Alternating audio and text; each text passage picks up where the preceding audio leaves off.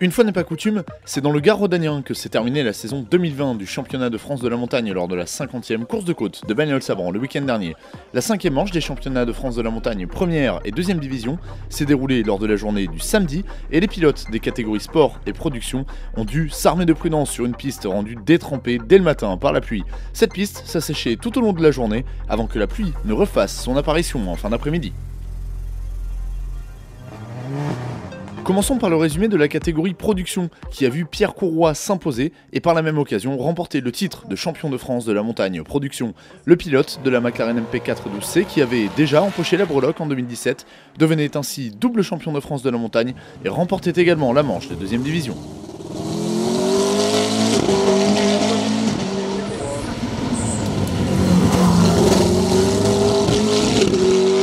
Avant de venir, on avait fait un peu les comptes, on avait vu qu'il fallait que je fasse au moins 6ème pour remporter le championnat. Et puis c'est vrai qu'avec les conditions météorologiques, ça ne nous a pas aidé parce que c'était compliqué de faire le bon choix de pneumatiques. Finalement, c'est vrai que j'avais envie de rouler sur la défensive et puis finalement, dès que tu es au volant de la voiture, tu passes le premier virage, tu as envie d'attaquer. C'est ce que j'ai fait. Et arrivé au-dessus, je savais que j'étais pas loin de mon record ou peut-être devant. Finalement, il manque un dixième et demi pour l'améliorer, donc un poil déçu, mais le principal c'est qu'on ait réussi à aller chercher le titre, donc c'est extraordinaire, c'est génial. Cette saison, c'est Ronald Garcès qui aura été la deuxième force du plateau de la catégorie production. Au volant de son Audi R8 LMS Ultra, le pilote originaire de la Haute-Garonne signait une nouvelle deuxième place, aussi bien en première qu'en deuxième division, et prouver à nouveau qu'il faudra compter sur lui à l'avenir.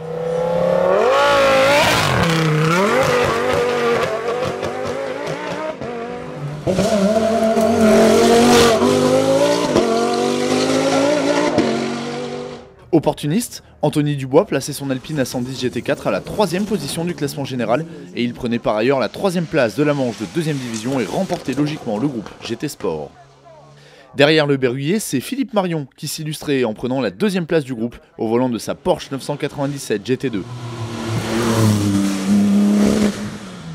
Dans le groupe A et dans la classe A5, le suspense a été intense et au prix d'un dernier effort sensationnel, c'est Francis Dozière qui coiffait tout le monde. Le pilote de Lazare Rancez plaçait sa Seat Leon Supercopa MK3 à la 4ème place du scratch. Le nordiste Geoffroy Bouin surprenait tous les cadors du groupe en plaçant sa Supercopa MK2 sur la 2ème marche du groupe et à la 7ème du classement général.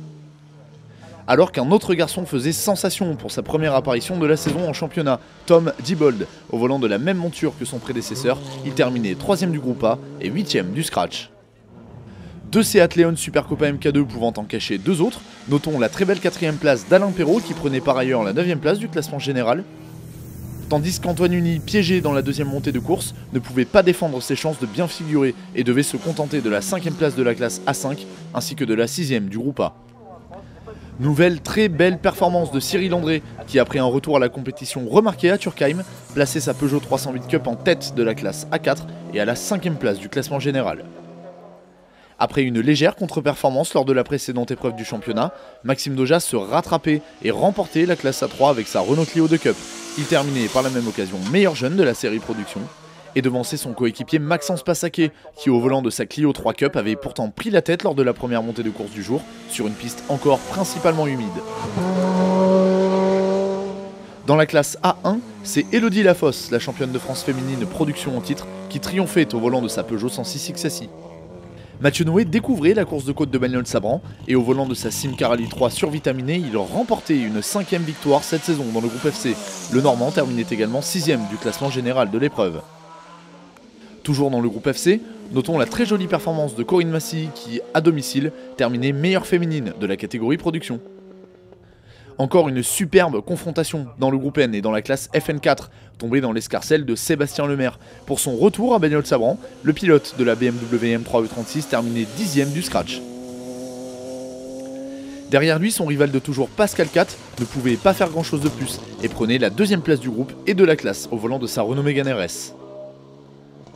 En FN3, il y avait de l'enjeu et c'est Alexis Laurier, au volant de sa Clio Williams, qui tirait les marrons du feu en remportant la classe. À la 2ème position, l'on retrouvait le pilote vendéen Charlie Brosset et sa Honda Civic Type R.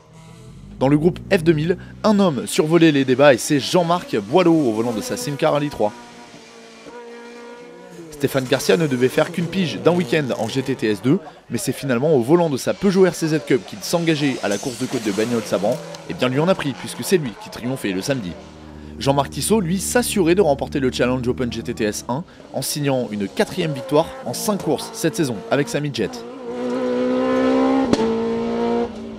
Enzo Chiocci continuait de monter en puissance et prenait la 2e place de la classe au volant de la même monture que le vainqueur du jour. Vous pouvez les applaudir.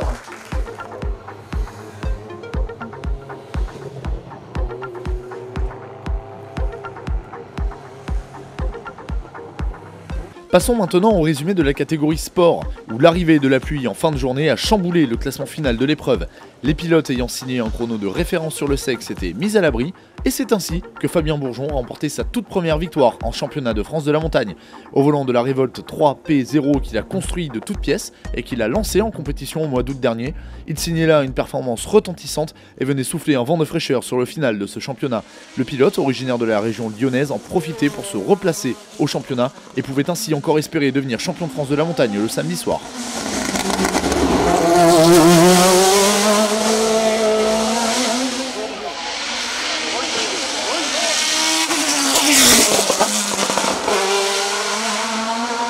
J'ai forcé sur le grip et puis j'ai vraiment senti un grip de dingue au milieu de la montée, donc j'ai continué à pousser jusqu'à l'arrivée. On est parti d'une feuille blanche il y a 2 ans, j'ai passé 1 an derrière l'ordi.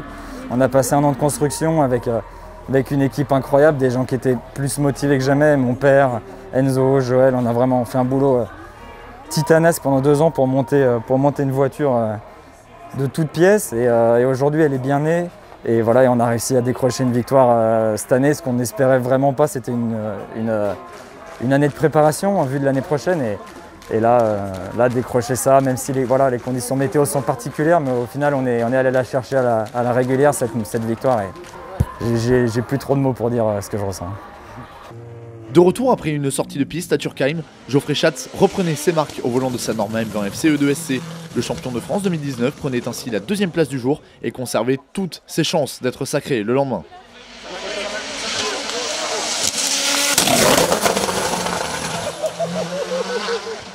Profitant d'une piste sèche à l'inverse de ses camarades du groupe E2SC, David Meillon s'illustrait et plaçait sa Norma M20 FC CN+, sur la 3e marche du podium, ainsi qu'en toute logique sur la plus haute du groupe CN.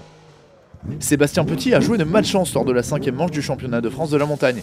Victime de la casse d'un pont en pré-grille, il devait renoncer à participer à la 2e montée de course et devait donc se contenter de son chrono de la première montée obtenue sur une piste humide. Le champion de France 2017 et 2018 terminait 4e du scratch mais remportait tout de même l'épreuve de 2e division.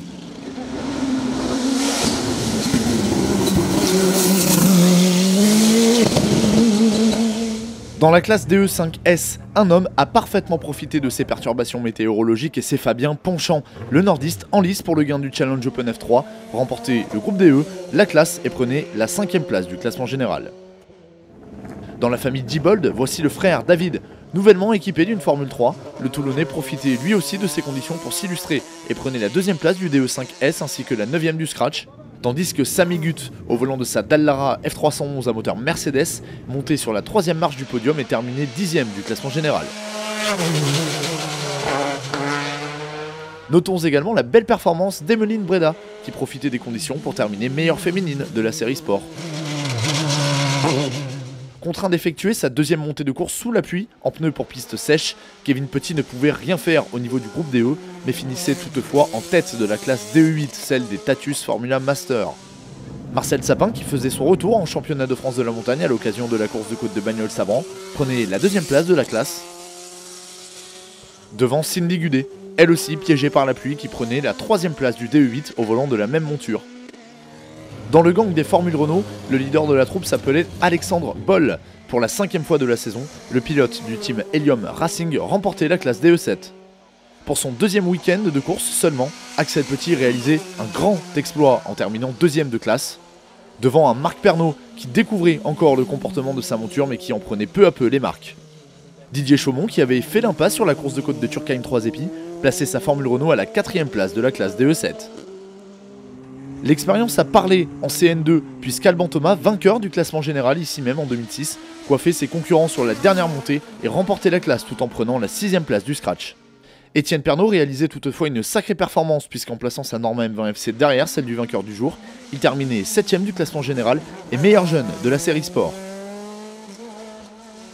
Maxime Kotler, en lice pour le titre 2ème division, terminait 3ème du CN2, 8ème du scratch ainsi que 2ème du classement général de la manche de 2ème division. Enfin en CM, Yves Tolly s'illustrait le mieux en remportant la classe au volant de son Speedcar GTR. Pourtant, le pilote de Montluçon avait dû composer avec un cardan cassé, puis avec une touchette et a dû s'employer pour mettre tout le monde d'accord dans la dernière ascension. Restez connectés pour découvrir le résumé de la 6ème et dernière manche du championnat de France de la montagne 2020 qui s'est également déroulé le week-end dernier lors de la course de côte de Bagnols-Sabran dans le Gard.